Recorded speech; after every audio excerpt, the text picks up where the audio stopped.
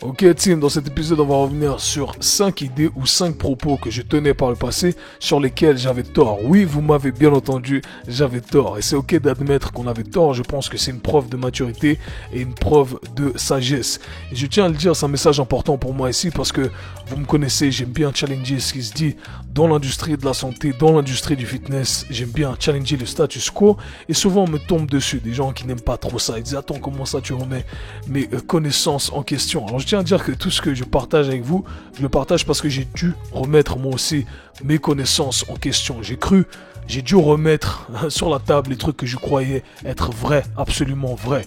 Et j'ai pas d'ego dans cette industrie. D'accord? Mon but c'est de fournir la meilleure information, fournir le meilleur service. Et si pour ce faire, je dois remettre en question et oublier tout ce que je croyais savoir, eh bien je le ferai. D'accord? Il n'y a pas d'ego ici pour moi. Et j'invite tout le monde à penser de la même façon. Parce que c'est plus important de s'attarder sur ce qu'on ne sait pas que sur ce qu'on croit savoir. Et c'est comme ça qu'on est constamment dans le progrès intellectuel selon moi. Alors aujourd'hui je vais vous partager 5 idées que voilà, il n'y a pas si longtemps que ça au final je croyais être vrai, parce que bien entendu il y a plein de mythes que j'ai démontés. Vous connaissez mon discours sur les sucres. Moi aussi je croyais que voilà, le sucre ça faisait grossir automatiquement. Moi aussi je croyais qu'il ne fallait pas fléchir sa colonne vertébrale, qu'il ne fallait pas laisser ses genoux dépasser ses orteils ou rentrer vers l'intérieur. Mais bref, j'ai démonté tout ça et je continue de le faire constamment, donc je pense que c'est rentré. Mais ces 3 dernières années, je dirais qu'il y a eu un changement sur certaines philosophies également de l'entraînement. Et c'est ce que je viens présenter aujourd'hui dans cet épisode-là. Alors la première chose que je croyais, il n'y a pas si longtemps que ça, je dirais il y a 2 ans et demi, c'était que c'était mieux de faire du cardio à jeun pour perdre du gras. Ok ? Pourquoi? J'avais toute l'explication scientifique derrière, je pensais que ça avait du sens. D'ailleurs, j'ai fait une vidéo très intéressante là-dessus où justement j'explique la différence entre brûler du gras et perdre du gras. Donc je vais vous présenter à chaque fois un petit résumé chacun de ces propos ici et j'essaierai d'élaborer le tout à travers d'autres vidéos ou présenter celles que j'ai déjà faites par le passé. Donc pourquoi ce mythe-là du cardio à jeun? Vous allez souvent entendre ça, les gens vous dire que c'est mieux de faire du cardio à jeun pour perdre du gras. L'idée derrière tout ça, l'idée scientifique qui va vous être présentée, c'est que en fait notre corps utilise 2 sources de carburant, d'accord? 2 sources de carburant pour produire de l'énergie. Donc quand vous allez faire du sport et après un certain temps passé sans manger, donc quand on est à jeun, on a ces 2 sources d'énergie qui ne sont pas mises à disposition de la même façon. Donc je m'explique un peu. On a 2 sources d'énergie qui sont les glucides principalement et les lipides, les graisses. Je vulgarise au maximum bien entendu ici. Et en gros, notre corps va pouvoir choisir un ou l'autre en fonction de l'intensité de l'effort, en fonction de plusieurs variables. Et la théorie ici du cardio à jeun dit que voilà, après un certain temps sans manger, on est à jeun, et bien notre corps n'a pas la capacité d'utiliser les glucides, il va utiliser les graisses, d'accord? Donc quand vous allez faire votre activité physique, vous allez utiliser des graisses comme source d'énergie et par conséquent, eh bien si vous brûlez des graisses, vous brûlez du gras. Mais malheureusement, ça ne fonctionne pas comme ça. Ce sont 2 processus qui sont complètement différents. Et je pense avoir fait un bon boulot à expliquer tout ça dans la vidéo. Brûler des graisses en tant que carburant, c'est une chose, c'est un processus qui dure pendant le moment de l'effort, mais perdre du gras, d'accord, brûler du gras si on veut, eh bien c'est un processus qu'on doit voir sur le long terme, sur une journée, et ça va dépendre du ratio de ce que vous consommez et ce que vous dépensez. Donc voilà, je vous invite à aller checker la vidéo, super intéressante selon moi. La deuxième chose sur laquelle j'ai complètement changé d'avis, j'avais tort, complètement tort, et c'est un truc que j'enseignais même à mes clients ou les coachs qui ont voulu apprendre auprès de moi. On parle souvent de ce qu'on appelle les somatotypes, je crois que c'est le terme en français également. En gros, on a catégorisé il y a quelques années de cela 3 différents types de corps qu'on appelle les ectomorphes, les mésomorphes et les endomorphes. En petit résumé, on a l'ectomorphe qui est catégorisé comme cette personne avec des longs membres qui est plutôt long et fin. On a le mésomorphe qui est plutôt bien proportionné et on a l'endomorphe qui est plutôt gras, d'accord, qui a une masse graisseuse un peu plus prononcée, qui est plus petit, qui a des os plus larges, etc. Donc c'est certaines catégories qu'on a créées et dans lesquels on a mis différents groupes,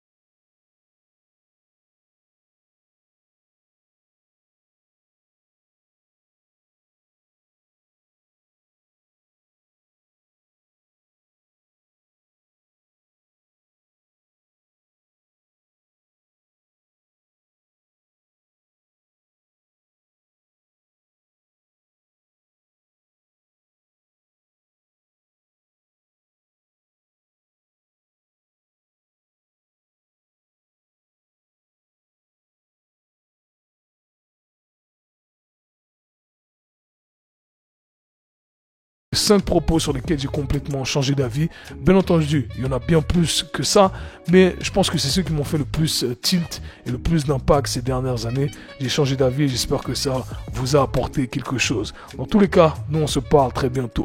Peace.